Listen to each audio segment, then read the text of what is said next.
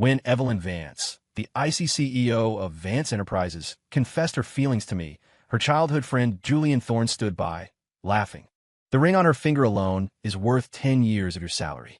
You don't actually think you're in Evelyn's league, do you? Don't be delusional. I admit, I had been delusional. At that time, I hadn't realized that Evelyn and I existed in two completely different stratospheres. That is, until Julian lost a watch. Evelyn, along with everyone else, turned a gaze of mockery upon me. Her tone was laced with sarcasm. If you were short on cash, you just had to ask, why stoop to something so beneath you? My eyes burned, and the hand I had clenched into a fist couldn't stop trembling. When I resigned, I blocked Evelyn on every platform. I left without a sound. I never expected that the woman who sat high above everyone else would spend 5 years looking for me. It started when Julian Thorne, the CEO's right-hand man, lost a Vacheron Constantine worth a fortune. Without my knowledge, he led a team to search my cubicle. He turned my workspace upside down, all while making casual, joking remarks to Evelyn. Evie, Caleb is your boyfriend. Just tell him to give the watch back to me. They had grown up together. Their bond was naturally different from others. Sometimes, even as her official boyfriend, I had to admit their effortless intimacy sparked a deep, burning jealousy in me. When they huddled together discussing childhood memories or shared history, I could never find a way into the conversation. But this time, Evelyn didn't chime in. She didn't even look at him. She just said, in a flat tone, "It's just a watch. I'll buy you another one." The office instantly exploded into chaos. Colleagues began whispering, "What does the CEO mean? Did Team Leaderstone really steal it? Why are you surprised? Everyone knows his family is broke, and he was the only one who left the office during the weekly meeting.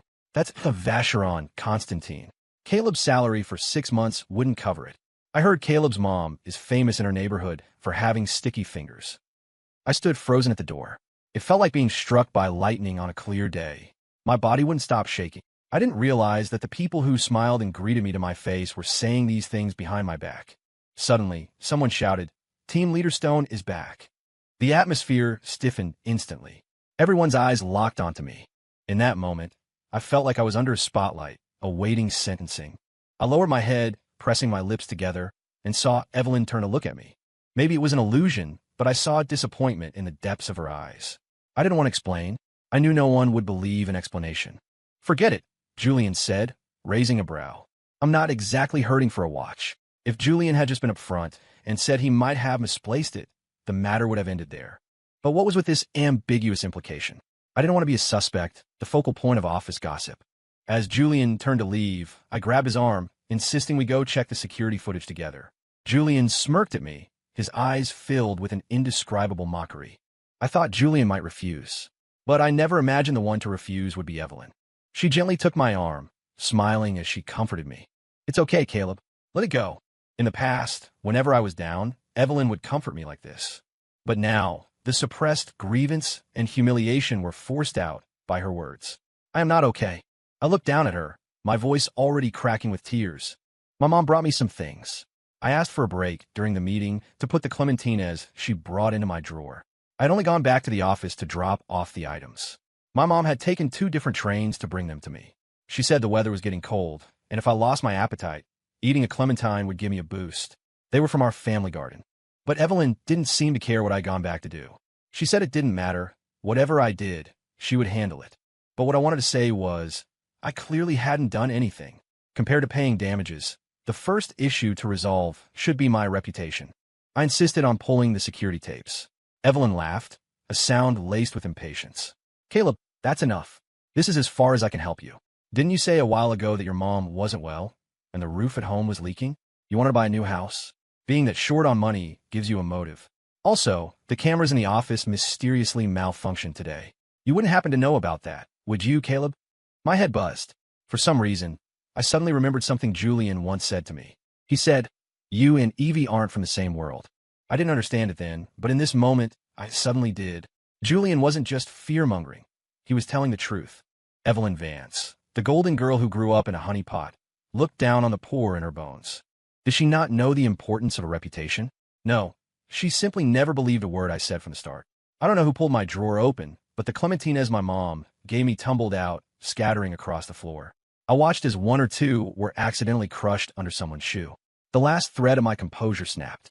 Beside me, Evelyn continued talking. Caleb, I had already decided to gift you a house. Why did you have to do something like this? I couldn't listen anymore. When I looked up again, my eyes were bloodshot. Ms. Vance, my family is poor, but I would absolutely never do something like this. The north wind cut through me, chilling me to the bone. I sat on the rooftop terrace, holding 2 clementines, eating them in silence. These were the only 2 left. The others were crushed and inedible. When Evelyn found me, her tone was clearly suppressing her anger. What are you doing up here? Trying to scare people by threatening to jump? Stop eating those oranges, aren't they dirty? I acted as if I hadn't heard. Caleb Stone, do you hear me? It's just a bag of oranges. Is it worth this? I'll have someone buy you 2 crates. Evelyn rarely lost her temper with me. Usually, I would have walked away with a cold face. But now I just wanted to quietly finish these 2 clementinas. She walked over with her coat, intending to drape it over me, but I scooted slightly to the side. She looked surprised.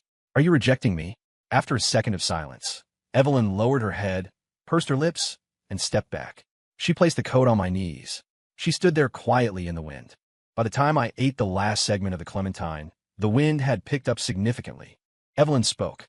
About the watch, I will. Don't bother. I'll handle it myself. I interrupted her. Evelyn's tone carried impatience and confusion. What is your status? How will you handle it? Do you know how much Julian's watch is worth? Do you plan to rely on that tiny salary of yours? Hearing her words, I felt an urge to laugh. Think whatever you want. It has nothing to do with you anymore. I carefully gathered the peels from the ground, stood up, and walked back inside. Her voice sounded tiny in the wind. I vaguely heard her calling my name, but I didn't look back. After that day, Evelyn didn't appear at the company for a long time. That was our last conversation. Julian didn't continue to harass me, either. But the rumors didn't stop. My department head looked at me with strange eyes every day, occasionally dropping hints that the company would investigate the matter to the end. When I returned to the office, people who saw me would subconsciously rush to lock their luxury watches, phones, or handbags into their drawers. I stood frozen in place, my heart sinking. I had worked hard for over a decade to get into a top-tier university, and after graduation, I smoothly entered this multinational corporation, becoming a key player in the department. I never thought there would be a day when I'd be guarded against like a criminal. During a company team-building event outdoors, someone pointed at my mother in the distance and laughed. Look, isn't that Caleb's mom? I heard she had sticky fingers when she was young, and she had unusual relationships with a lot of men. Like mother, like son. Didn't Caleb steal Director Thorne's watch? In the sunlight, I saw my mother's figure pause. I was too heartbroken to look at her face.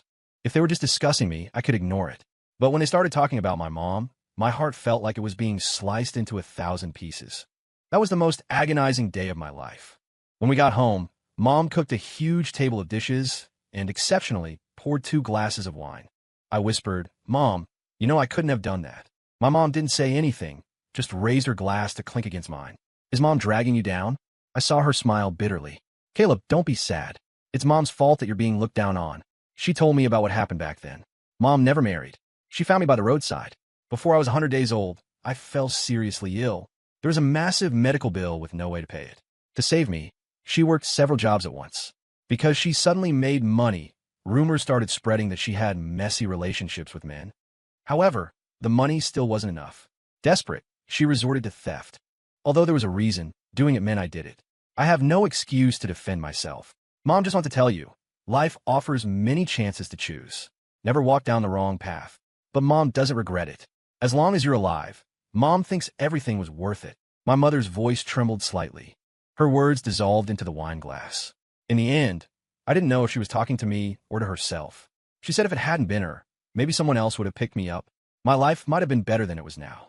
Then, my mom suddenly fell ill. I had no choice but to take leave from the company. I stayed at the hospital 24/7. While I was busy running around taking care of my mom, I ran into Julian in the hospital lobby. Julian knew my mom. The last time they met, Julian was with Evelyn. It was right in front of my mom's fruit stand. He crossed his arms, looking at the fruit with a critical eye, his tone filled with suspicion. Is this fruit fresh? The dust is so thick. Is this how you fool customers? You can eat it yourself, just don't make Evie eat it. I saw Evelyn take a bite, but she quickly frowned. Finally, unable to hold it back, she looked like she wanted to gag.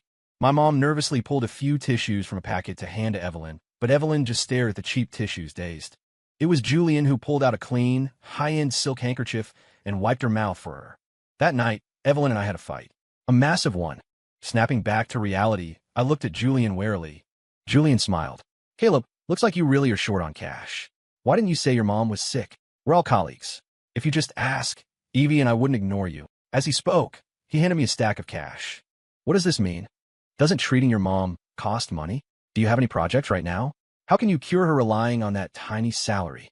I know a pretty good hospital for this kind of illness. I could take you there, but it's far away. I suggest you settle down there directly. I looked at him in surprise, not understanding his angle. Do you know why Evie hasn't shown up lately? Because she's getting a little annoyed. Your family is poor, and you committed theft. Evie has a lot of pride. How can she save face with you around? It's just that she's kind and can't say the words to break up. So, me coming to the hospital today, it's also her idea. Julian's voice was magnetic, smooth as jade. Yet it made my heart sink once again into the deepest ocean, bringing waves of suffocation. My body couldn't stop shaking. From a hospital room, my mother's intermittent sighs seemed to drift out. An invisible voice urged me to take the money and agree. Thank you. I will resign as soon as possible to focus on caring for my mom. I will pay this money back to you. It just might take a long time. Leave me a bank account number. He raised an eyebrow mockingly. I can give you the number. Whether you pay it back or not doesn't matter. I didn't tell anyone about my resignation. I took my mom to that distant hospital. Her condition gradually improved. I found a regular job near the hospital. Although I didn't earn much, I could take care of my mom, which gave me peace. As for the money Julian gave me, I followed the account number he provided and paid back a portion every month. It wasn't until 5 years later that I completely paid it off. 5 years flashed by. I never thought I would reunite with Evelyn. It was at a colleague's wedding. Most of the attendees were high society. Actually, I didn't want to go, but the colleague insisted. I only get married once. You left without saying goodbye back then, fine, but if you don't come to my wedding, is our relationship really that fragile? I know things ended badly with you, the CEO, and Director Thorne, but what does that have to do with our friendship? He was the only person I kept in contact with after leaving. Although his words could be sharp, he was a good person. I couldn't refuse, so I agreed. Walking into the hotel ballroom, a wave of opulence hit me. Sure enough, this gathering of the elite wasn't meant for people like me. But since I was there, I had to be at peace with it. When handing over the gift money, the envelope I presented was the thinnest. The person in charge of registration was polite, but asked me again, "Are you sure this is the correct amount?" "No mistake." I smiled faintly. "No mistake." After taking my seat, I instantly attracted everyone's attention. Isn't that team leader Stone? Why did Caleb suddenly resign back then? We didn't hear a thing. When Julian saw me, his expression changed slightly. Speaking of why Caleb resigned, I'm also curious. I wonder if the incident with the watch affected your mood, Caleb? Actually, I decided not to pursue it back then. After all, everyone makes mistakes. Julian clearly wanted to chase me out before Evelyn arrived. His words got nastier by the second. I smiled. How is it that 5 years later, you have even less composure, Julian? 5 years ago, I said I didn't take it. 5 years later, I say the same thing. I, Caleb Stone, may be poor, but I do not steal. I took a step forward and lowered my voice near his ear. Besides, Julian, you don't think I don't know what really happened with that watch, do you? I didn't wait for Julian's answer, because the doors to the private room opened. The entire room went silent. Julian stared intently at the entrance. Suddenly, a figure appeared. Julian's face turned ugly. I didn't turn around, but I felt her gaze land on me. As she brushed past me, she suddenly grabbed the hem of my jacket. "You're leaving just like that?" I ignored her, didn't even bat an eyelid. She seemed to laugh bitterly. "Disappeared for 5 years. And you have nothing to say to me?" "Nothing," I said coldly. She froze for a moment. "Okay." Then she let go. When I reached the exit, the sound of high heels clacking rapidly approached from behind. "It's raining. Let me drive you." I looked outside. Sure enough, it was pouring. The cool wind blew, making me feel uneasy. But I shook off Evelyn's hand, still refusing to look at her. "No need." I said, "I'll take a cab." Evelyn didn't give me a chance to refuse. "Wait for me." Soon, a red Porsche pulled up in front of me. Evelyn's aura was as striking as it was 5 years ago, but now with more composure and restraint. 5 years later, the gap from our youth was now magnified infinitely. Just the jade pendant on Evelyn's neck was worth years of struggle for many people. This gap wasn't something hard work could bridge. "I've already called a cab. Thanks," I repeated, feeling a bit drained. Evelyn didn't speak. She opened the passenger door and stood there motionless, looking at me with pleading eyes. It felt like if I didn't get in the car, she would burst into tears the next second. It was hard to believe this was the same female CEO who hadn't come to the office for ages because I embarrassed her. And now, in front of everyone, After being explicitly rejected by me, she was stubbornly insisting on driving me home. After a long standoff, my cab finally arrived. Just as I stepped forward, Evelyn suddenly blocked my path. "Caleb, we didn't break up. You never formally broke up with me." Her voice sounded nasal, as if she were aggrieved and sad. I just smiled faintly. "Then I'm saying it formally now." I straightened my lapels, rubbed my face to look alert, and said it was my fault. Before I could finish, she suddenly covered my mouth. "Caleb." At that moment, Julian came out of the private room. Seeing us, he wrapped his arm around Evelyn's shoulder as if no one else was there. "Let's go. Everyone is waiting for me to talk about the legendary story of our business merger." Julian always spoke to Evelyn in this tone. A little teasing, a little banter, a little scolding, a little flirtatious. With Evelyn blocked, I seized the chance and quickly got into the taxi. I told the driver to hurry. The next second, the car sped off into the traffic, and no one could find us. As soon as the car started, the driver couldn't contain his burning curiosity. "Buddy, what's your relationship with that woman? She's the famous rich beauty of our city." "She's my former boss." "Just a boss." The driver didn't quite believe it. "Then what do you think is possible between me and a woman who drives a supercar?" The driver seemed to understand immediately. "True. Women with looks and money like that. Who knows how deep their hearts are hidden? Even my wife, just because her family has a bit more money, I can't get a word in at home. Life is tough." Chatting along the way, we arrived. As soon as the driver left, a supercar tore through the night and stopped behind me.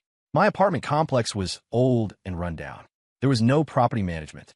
The streetlights had been broken for months with no one coming to fix them. I didn't expect Evelyn to follow me. She looked up at my face. "Haven't fixed the habit of blushing when you lie. Who is your former boss?" I didn't respond to her question. My gaze landed on her middle finger, or rather, the bracelet on her wrist. The wooden prayer beads from that year. I climbed up the mountains of Sedona alone to pray for her. At first, she refused to wear it, saying it was something men wore. Later, after I coaxed her endlessly, she reluctantly put it on to try. Unexpectedly, it looked exceptionally good. I looked at it for a few seconds. I don't know why, but my heart felt absolutely no ripple of emotion. "Is there something you need?" We haven't finished talking. I found it funny, but just as I was about to speak, she cut me off. "I don't want to talk now. Where do you live? What exactly do you want? It's very late. I just want to know where you live. I'm afraid of losing you again." The wind howled past my ears. In this moment, I felt my heart soften like never before. In those early days after I resigned, every night, I would remember the scene of Julian leading people to search my desk. Sleeping in the hospital at night, accompanying my mom through her treatment, my nightmares were constant. I dreamt my mom finally died, and Evelyn just stood in the distance, watching me cry my heart out. I would wake up drenched in sweat, seeing it was still midnight, and have to pant for a long time before I could calm down. Later, I stopped dreaming. I certainly stopped dreaming of Evelyn. I thought it all passed. But in this moment, I realized perhaps it hadn't passed at all. I had just selectively forgotten these things. "Ms. Vance, I'm just an ordinary person. Can you please stop disturbing my ordinary, happy life?" "I'm not." Evelyn's gaze suddenly shifted away when she looked at me. She took a step back. "It's late. Go home." I turned and went upstairs. I could still feel her gaze. Closing the door, I leaned back against the wooden panel. I suddenly felt something heavy in my pocket. Checking it, it was the bracelet of prayer beads. "Why are you so cold? Was the wind too strong outside?" I half reclined on the bed, watching my mom bustle about. She grabbed a hot towel and then made me tea. My nose stung, and I lowered my head and smiled. "I got a bonus today, Mom. I'm happy." I was thinking of using the money to fix the heating pipes. I was humming a song walking back and didn't notice the wind. "You're a grown man. Why are you still so senseless? No matter how happy you are, you can't joke with your health. Don't do that again. I'll go boil you some ginger soup. Don't sleep yet." I collapsed onto the sofa. In my days, watching my mom's silhouette, she seemed more bent over than before. I rarely got sick. I burned with a confusing fever. Mom was frantic to send me to the hospital, but I said no need. I'd be fine after sleeping. When I woke up, I was already in a hospital room. The colleague who got married a few days ago brought his wife to see me. I squinted to look closely and smiled. "You two really do look alike." My colleague turned his head, ignoring me. "I invite you to a wedding, and you go and put yourself in the hospital. How am I supposed to feel okay about that?" I looked at him. "If you don't feel okay, buy me dinner next time. I'm a newlywed. You have the nerve to disturb me?" His wife laughed and punched him lightly. I took the hint and stopped the topic there. The colleague's wife was named Chloe, and she was best friend with Evelyn. This was my second time meeting her. She brought me some food, and I could tell at a glance she hadn't prepared any of it. But I didn't point it out. When they were leaving, I stopped Chloe. "Since you're good friends, please bring something to her for me." "What is it?" "Isn't this the one Evelyn personally went to ask for when we all went hiking in Sedona?" Chloe paused, not taking it. "You guys should resolve your own issues. As friends, it's not good for us to get too involved." I stuffed it into her bag, my attitude firm. My colleague, afraid of disturbing my rest, dragged her away. Before the door closed, I heard them talking. I know Caleb's personality. Once he decides something, no one can change it. But Evelyn, forget it. The door closed, and I drifted back to sleep. In my dreams, the wind was always blowing. Evelyn followed step by step behind me. Her voice was soft, a little helpless. "Do we have to go pray personally? I see other people just pay someone to donate for them." "Yes, regarding gods and Buddhas, you cannot use others' hands. If the divine doesn't see your sincerity, how will it bless you with smooth sailing?" Evelyn looked down on these superstitious practices, but ultimately, she held my hand and climbed the mountain with me. "Then wait for me here." Okay. She couldn't climb anymore, so I let her sit on a large rock to wait for me. In the end, she finally waited until I came back, stepping through the sunset. I gave her the wooden bead bracelet. "The monk said, 'Wear this, and you will be happy your whole life.'" She laughed and threw herself into my arms. There were tears in her eyes. "If you want me to be happy my whole life, then you have to stay by my side for my whole life." When I woke up, it was already dark. It had started raining outside at some point. Thinking of that hazy dream, I felt anxious and uneasy. I hadn't dreamed like that in a long time. Perhaps it was the sickness making me overly sentimental. Outside, I heard a nurse scolding someone. Mom hadn't come to deliver food yet. For some reason, my heart suddenly panicked. I got out of bed to drink a large glass of water, but the panic only grew more distinct. I planned to go downstairs for a walk. Just as I reached the hospital entrance, I saw Evelyn's red sports car parked there. Many passers-by took a second look. The owner stood by the curb, leaning against the car, revealing long legs. Her brows were damp with the night dew. When she turned and saw me, she looked like the Evelyn from my memories. "That bracelet, why didn't you want it?" She spoke, her voice carrying a tearful grievance. "About the watch. Back then, I just wanted to help you solve it quickly. But right at that time, something happened with my family. I was so busy my feet didn't touch the ground. When I went back to the company, I found out you had already resigned. Caleb, I never looked down on you." I didn't look at her, just lowered my head to stare at the dew on my shoes. After 2 seconds, I spoke softly. "But you didn't believe me back then either. You were just like everyone else." Evelyn's figure swayed slightly. Her face was pale. Words of defense wouldn't come out. "Actually, Julian was right. We were never from the same world. Don't live in the past anymore. You want to hear me say those 2 words, but actually, I've said them many times." "Are you cold?" She suddenly interrupted me. Her eyes held a humble plea. I steeled myself and said flatly, "Evelyn, we broke up 5 years ago. If you don't remember, let me remind you again now." Evelyn's face instantly turned sheet white. "Caleb," she wanted to say more, but my phone rang abruptly. It was my mom. On the other end, there was the sound of smashing and crashing. "Caleb, someone smashed your mom's fruit stand. Come quick." It was like the stone suspended in my heart finally dropped. Someone had smashed my mom's stall. The ground was a mess, chaotic and ruined. My mom had been pushed to the ground and was unconscious. When I returned to the hospital, my fingernails dug fiercely into my palms. The next second, my fingers were gently pried open by Evelyn. "Caleb, don't be like this. Mrs. Stone will be fine. She's recovered well these past few years. The doctor just said so too." Her voice was soft, trying her best to soothe me. I rubbed my face hard with both hands and didn't speak. Thankfully, there were no major issues. No relapse of her old illness. Just some shock. By the time the admission procedures were done, it was the next morning. I stood at the door of the ward hesitating for a few minutes before lifting my foot to leave. Evelyn figured out my intention. "I'll drive you. You're going back to get things, right?" The apartment complex was truly dilapidated. The motion sensor lights in the stairwell worked intermittently. Evelyn almost missed a step several times. "You've lived here for the past few years?" I didn't answer. I just silently walked into the room to pack my mom's clothes.